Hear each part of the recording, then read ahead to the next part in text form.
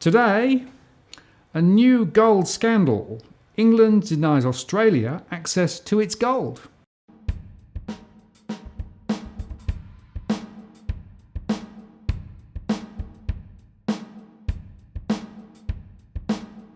Hello again, I'm Martin North from Digital Finance Analytics. Welcome to another post covering finance and property news with a distinctively Australian flavour. And today I'm with John Adams once again, and he's still on his gold quest. Hello, John. Hello, sir. How are you going? I'm good, but a little bit outraged. You're a bit wound up, aren't you? I am very wound up. Okay, so we did our earlier post on the whole question of the Australian gold, which isn't in Australia, it's somewhere, maybe in the Bank of England, maybe not. Yes. Right? Yes. And things have sort of moved on a bit, haven't they? Yes. So tonight is Monday. The video came out on Sunday. So in the last 24 hours, you've received quite a few communications from people watching the episode. So have I. And one person. So I think in the last episode I talked about how there was a audit of the in terms of Australia's gold in 2013. That was mentioned in the 2014 annual report for the RBA. Details of that audit, certain documentations have been released and were released a couple of years ago based on due to an FOI request. And the person who put in the FOI request sent me an email and said, "Hang on, you better go look at these documents that relate to the audit because you may find them interesting." So that's what I did at lunchtime today, and my jaw dropped when I read these documents. Okay, so just to be clear, these were the FOIs that the RBA were forced to provide some time ago? Yes. Okay. Yes. In how long ago? A couple of years? 3 or 4 years? Yeah, so I think they've been out on the public record for about 3-4 years. Yeah. So you can go to the RBA website. So the RBA have actually published these documents because of an FOI request, and we'll put the link in the notes in terms of YouTube to say, then you can go to the RBA website, then you can download the documents and look at the source documents that we're going to talk about today. Okay. But in the last episode, we said there's 80 tonnes, and the Reserve Bank, according to the 2018 annual report, have leased 11 tonnes. So the last episode was about focusing on the 11.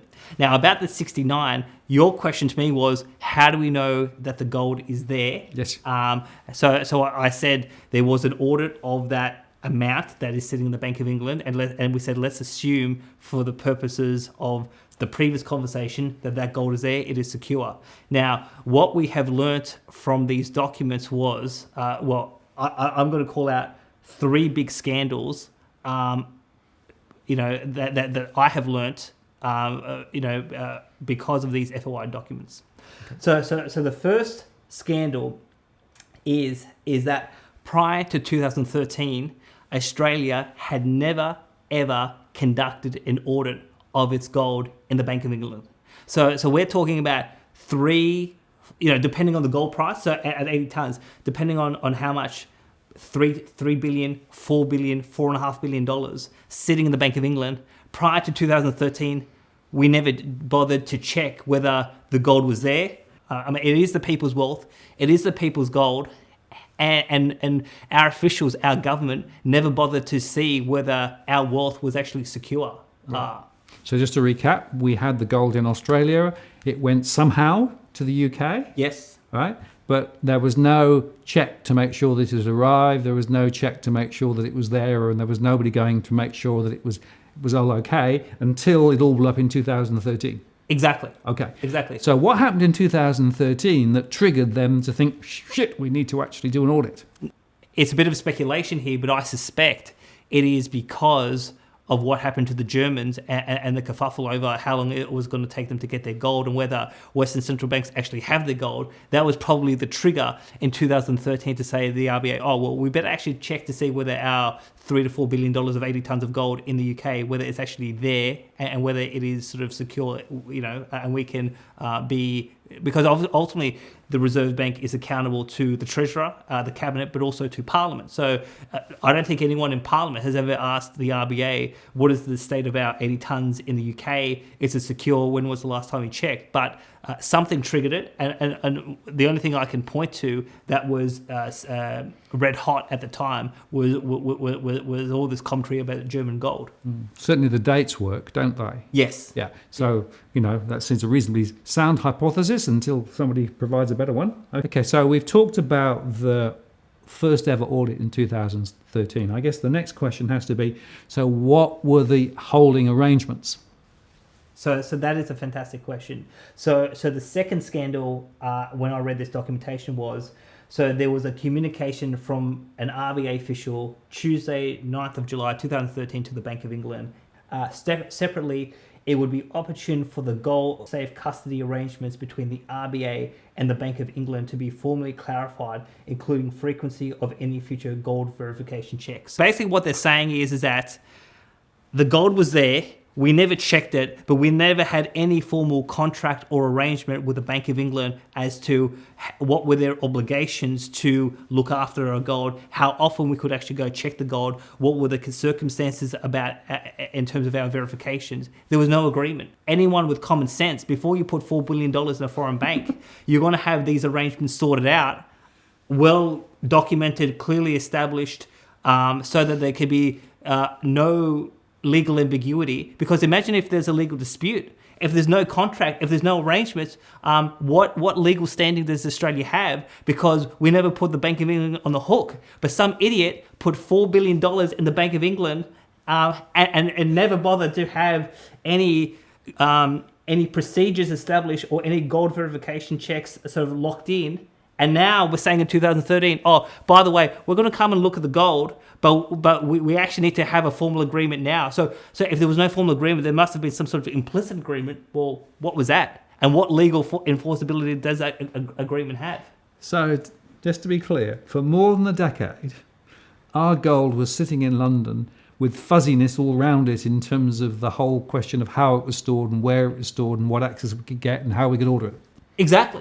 Right. So no agreement. We never checked it, and now we're saying, okay, we want to come check.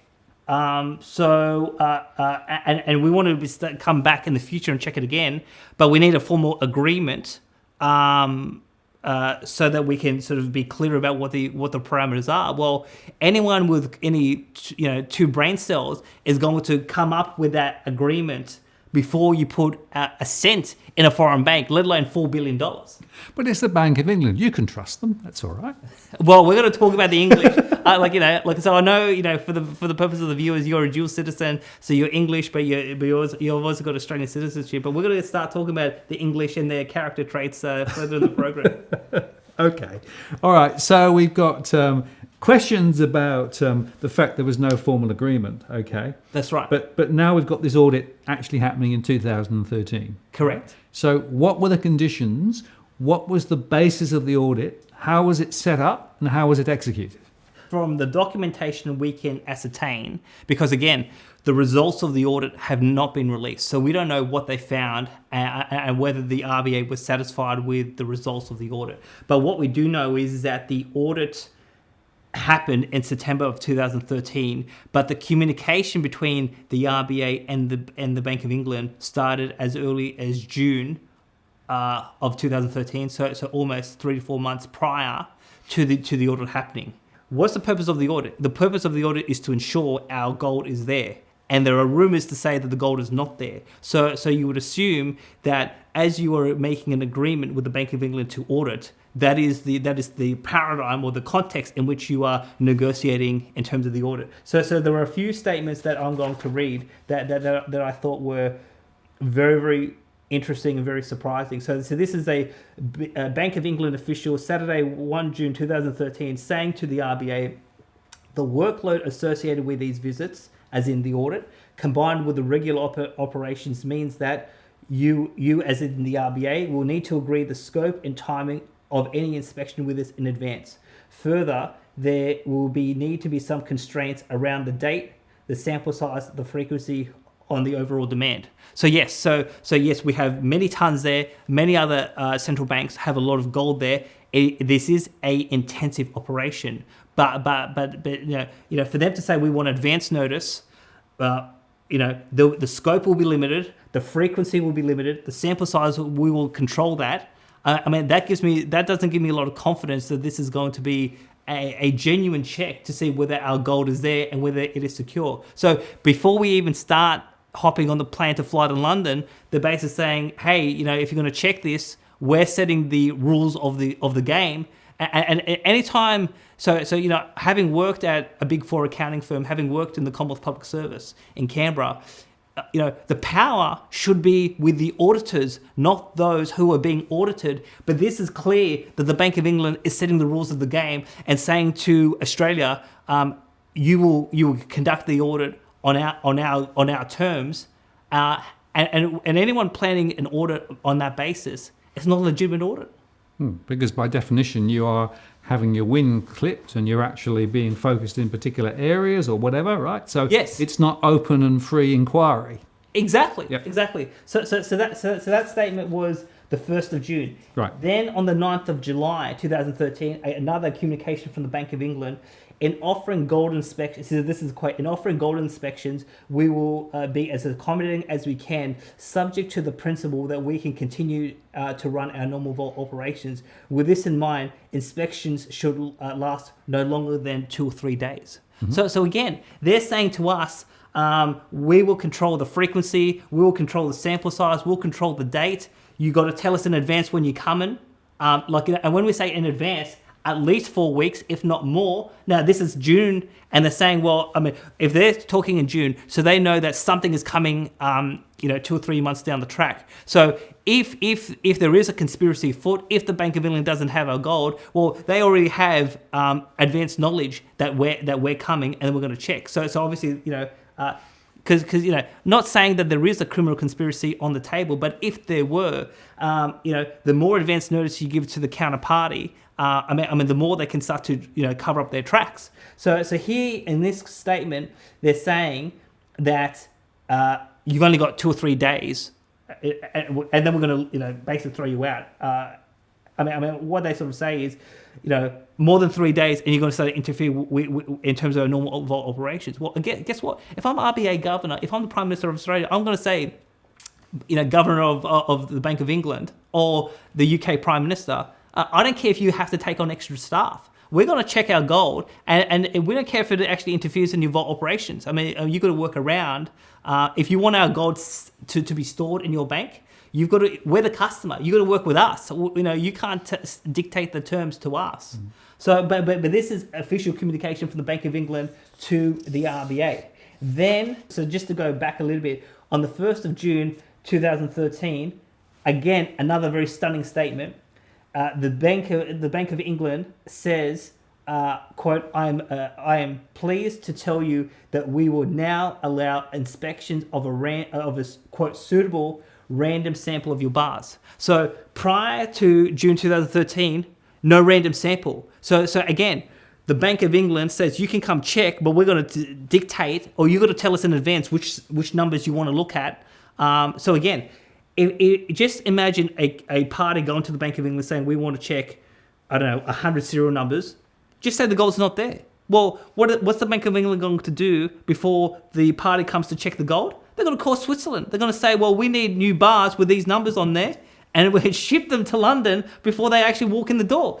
And so here they say, now there will be a random sample, but it must be suitable. Well, again, why is the Bank of England dictating what is suitable, what is not suitable? We should be saying, well, we're going to check whatever we want, or we're going to withdraw our gold and we're going to raise hell in London. But again, this is a stunning statement from the Bank of England saying we will now allow a random sample. So we've got to talk a little bit more about this, because there's more stuff about this random sample which just beggars belief.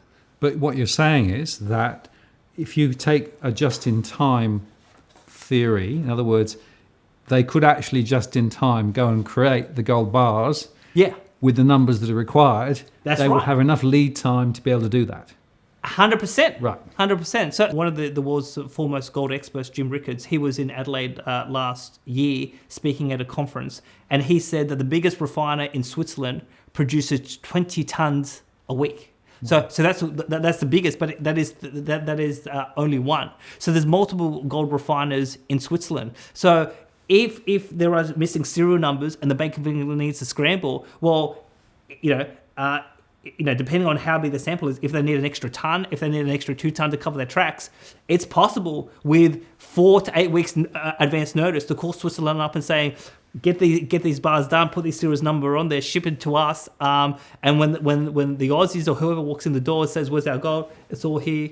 How many Hollywood movies have we sort of seen this sort of thing? Like Ocean's 12, all of that sort of stuff, where the burglars are basically the white collar criminals when they need to cover their tracks, they can scramble at the last minute. The people walk in the door say, "Where's the money?" It's all there, and basically the people walking in there just have no clue about what the other party has actually done. Yep. Now, the 12th of August 2013, an RBA official sends an email to the Bank of England to lock in what the terms of the audit are. So there's a few statements in this communication that I found quite surprising. So the first one is a quote, as a first-time review of the bank's gold holdings. So the sentence goes on, but this is significant because this confirms what we said in Scandal 1, which was up until 2013, there was no RBA review of Australia's gold. Yep. Then this other quote, "We will advise the sample bar numbers in advance as per your requirements." So again, we are telling the Bank of England at least a month in advance, these are the numbers we want to look at, produce them for us. Now, if we want to say that everything's above board, maybe the bars are there in the Bank of England vault. And then all they have to do is just organise the forklift, because they're on pallets, to arrange the serial numbers to be brought out so that the Aussies can look at them. But if they're not there, well, you've just given the counterparty 6 weeks' notice to produce new gold bars with the serial numbers that the Australians wanted. So the audit was 2 components. One was a non-random sample. So this is a very specific. We want to see these bars with these numbers. Show it.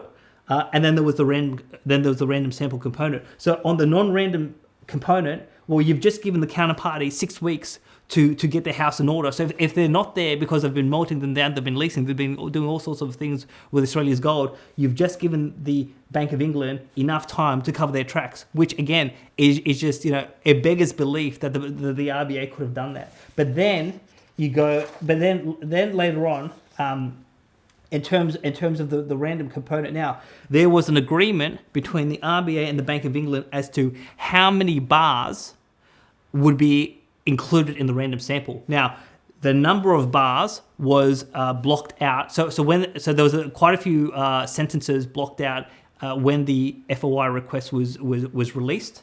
In terms of the documentation from the RBA. So how many bars was in the random sample, we don't know, because that specific number was basically blocked out. It could be, just say it's 50 bars.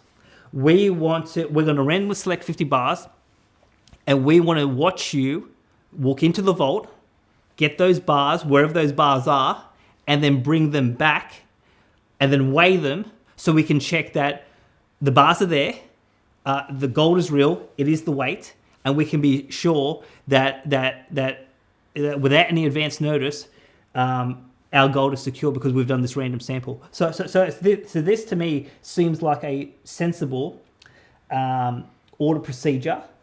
But the shocking thing comes 2 weeks later from the Bank of England. This official says, quote, "We are fine with the details below, but as mentioned before, would remind you that the number X bars will need to be chosen from similar areas to the bars we are working with."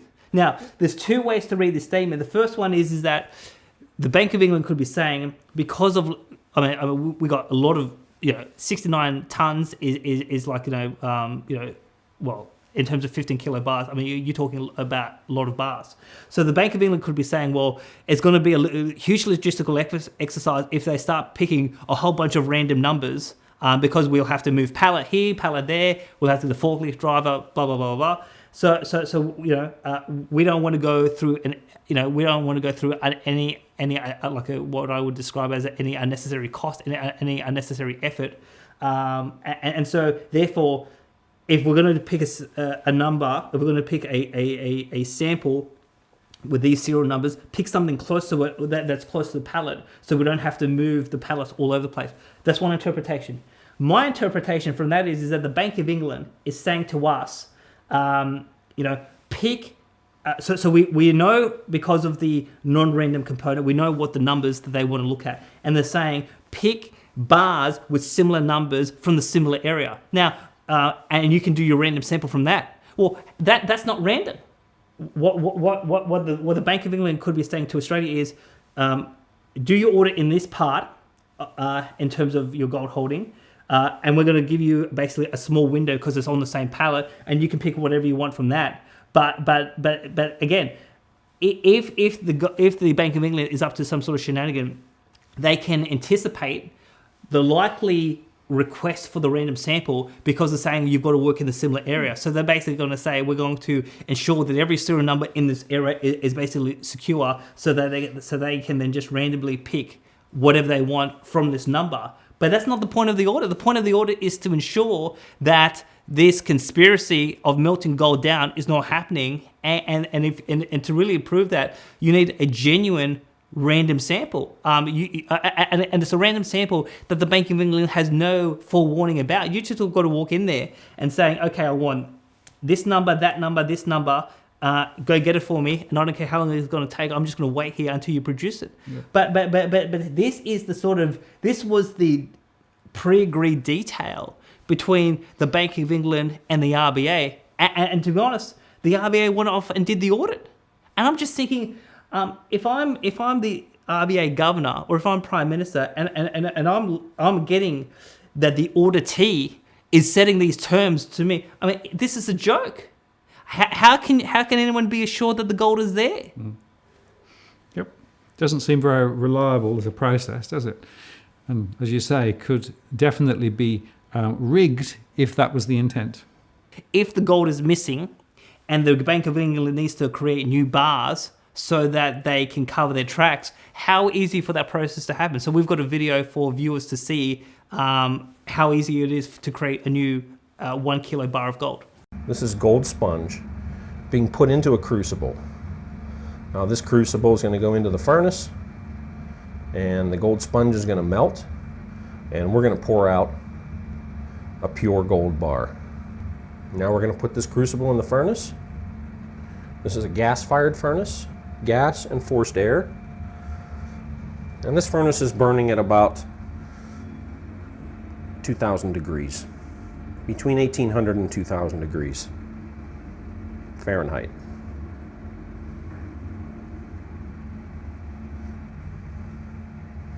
Now this is going to take probably about 15 minutes for that to become completely molten and ready to pour. So this is our gold bar getting ready to be poured. Jesse has opened up the furnace. He's going to grab the crucible with the tongs, very hot, and inside is all the molten gold, and he's going to pour it right into this graphite bar mold.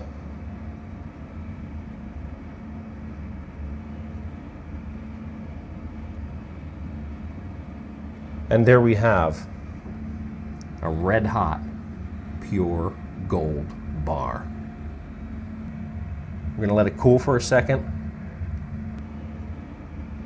and we're going to tip it out of the bar mold.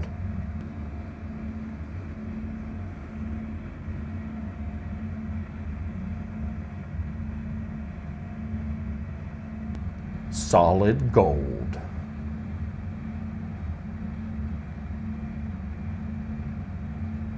Well, that was pretty easy, wasn't it? It's pretty easy. I mean, look, so you can produce 1 bar of gold in 15 minutes. Yep. So obviously the standard gold bar is 400 ounces or about 15 kilos. So yes, it will take a little bit more time than 15 minutes. But again, if some of Australia's gold is missing and you've got at least 6 weeks advance notice about roughly what sort of serial numbers that the Australian is going to look at, it's not going to take a lot of time to basically put in some orders into refiners in Switzerland, get these new bars produced, ship them back to London, put them all out, put them all out nicely, and then get the Aussies to walk in and basically say, "Hey, aren't these great? Are these guys fine chaps? Our gold is there. Nothing to worry about. We'll come back to the RBA governor saying it's all good."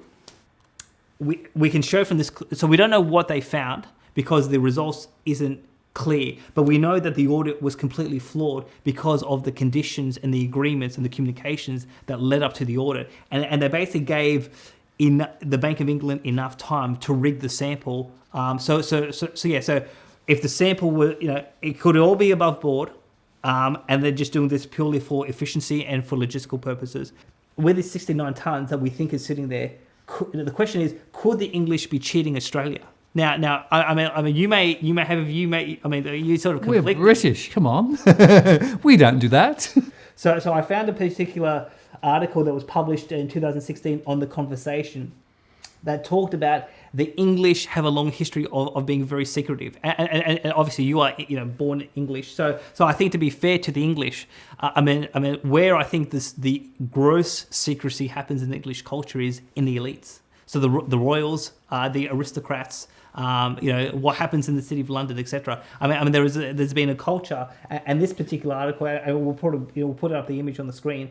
Britain's obsession with secrecy goes back to the Tudors and to a tension developed between state, which suspected and feared the very idea of the public and its opinions, and which considered espionage, suppression, and censorship as vital. And when we say the state, we are talking about the English state, the British state, and the press and the public sphere, which sought to know not only how, but also why decisions were made on their behalf and who stood to gain from them. So again, I don't want to cast wide aspersions on the English population in general, but there is a pattern over centuries that the elites, if they're involved in something secret, that they will keep it quiet. Looking at British society, English society, it's not that far-fetched to say if there is a conspiracy at the Bank of England that they couldn't keep it quiet. It could well be, particularly given the history of the English people, and yet the audit that we conducted of the Bank of England was so flawed. People watching this episode may email the Reserve Bank and say, "I demand you release the results of the audit. I want to see what you found." And they could do it. But we know that we gave the English enough time to rig the sample that the audit results mean nothing. So again, the more you look into this gold issue, it's a completely sleeper issue. And with all of this stuff going on, surely logical sense is now let's find what's happened to this 11 tons that's been leased, which we talked about in the last episode, and let's get the 80 tons out of the UK back into our vaults in Sydney so we can be secure that our people are controlling our people's wealth. Okay, John, hands over? Yes. Okay. Well, it certainly makes you think, I have to say. Two closing comments, right? The first is, it was the RBA who had the opportunity to do the audit, and they clearly screwed up. Yep. Right? They were played. Like a violin. Yeah, exactly right. Okay. First point. Second point, I don't understand why they haven't released the results of the audit. Because surely if the gold was there, they'd have nothing to declare other than the gold is there. So to the best of my knowledge, I spoke to the person who issued the FOI request. I spoke to him this afternoon. To the best of his knowledge, the results are not clear. So it could well be the RBA found something that they don't want the public to know, and they've worked out some quiet arrangement with the Bank of England to fix everything up. Or it could be everything above board. And the question is, well, why won't you release them? But even if they do release them, they gave the Bank of England sufficient time. So the basis of the audit begs the question as to even if they said it was fine, you wouldn't know whether it was fine or not. 100%. Yep. Okay. So we need to write to the RBA and say it's time for another audit, chaps. It is interesting you should say that. So the person who put in this FOI request, he communicated, now I haven't verified this, but what was communicated to me this afternoon was that it is understood that in this financial year, the Reserve Bank will be doing a new audit. Mm-hmm. Now, the RBA hasn't said anything recent publicly that they are doing an audit, but apparently, according to documents released a few years ago, they said something along the lines of financial year 2018-19 will be the next time they conduct the audit. Well, rather than having a negotiation with the Bank of England, we just need a team of Aussies to basically, we think about Gallipoli and we storm the trenches. We need to storm the Channel, get into London without any phone call and just saying, we're here, these are the serial numbers, produce them right now, or we're going to say you've defaulted on your obligation to hold our gold. Right. So it sounds as though it needs to be a little more methodical than last time to be useful. Absolutely. Right. John, thank you very much. Very interesting session, very interesting discussion. I don't think we've heard the end of this yet. There is a lot more to come, I think. Thank you, John. So there you go. More on the quest for gold. And I have to say, the more I hear about it, the less comfortable I become. Thank you very much for watching. Do leave a comment or a question. And of course, feel free to support our efforts via Patreon, the links below. I'm Martin North from Digital Finance Analytics. Thanks for watching, and we'll see you next time.